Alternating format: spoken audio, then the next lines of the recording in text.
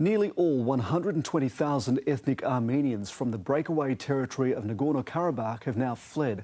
The disputed region fell into Azerbaijani forces in a lightning military blitz. Hundreds of Armenian Australians turned out to rally in support of the refugees outside various embassies in Canberra. They're accusing Azerbaijan of ethnic cleansing. Demonstrators marched in similar protests around the world, including Marseille and Brussels. The Pope also used his Sunday service to call for peace and mediation between the two nations. Delegates from the United Nations have now touched down in the disputed territory as a humanitarian crisis looms. Generations of ethnic Armenians flee the mountains, leaving their homeland of Nagorno-Karabakh behind. Driven out by Azerbaijani forces, many have nothing left and fear for their lives. Why did the world look away? This woman asks. No one wants to stay there. Everywhere is covered in blood. After nearly 2 days of travel, Georgi and Monica have almost reached the Armenian border town of Goris. The children keep telling us they want to go home. It's incomprehensible to them.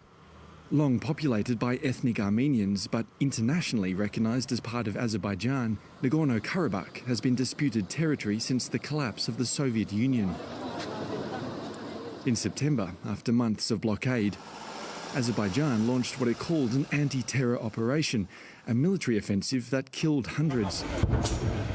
The enclave's leaders agreed to stand down after decades of conflict, triggering a mass exodus.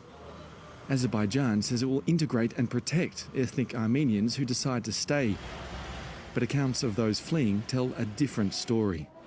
This is ethnic cleansing, so it's important to demonstrate the forced displacement of these people, to understand that this isn't a voluntary exodus. Here in the centre of Goris, thousands of refugees still have no clue where their next meal will come from or where their family will sleep. Overwhelmed officials are working as quickly as they can to try and find other towns and villages around the country willing to take them in. Azerbaijan's push has reignited fears of a war spilling further into Armenia. Wounds left by the last conflict in 2020 still haven't healed.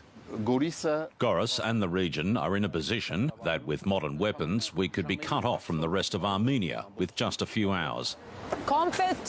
A group of Armenian Australians are helping refugees as they begin new lives over the border. Right now we're heading into winter and we're in the mountains now south in Goris and it is freezing, so we're collecting blankets. You just want to cry for them, but you kind of also want to be a little bit happy for them because they're finally here and they're finally safe. You also want to be angry at the world for letting this happen. One of the world's longest conflicts may be over, but the consequences have barely begun. Tom Joyner, ABC News, Southern Armenia.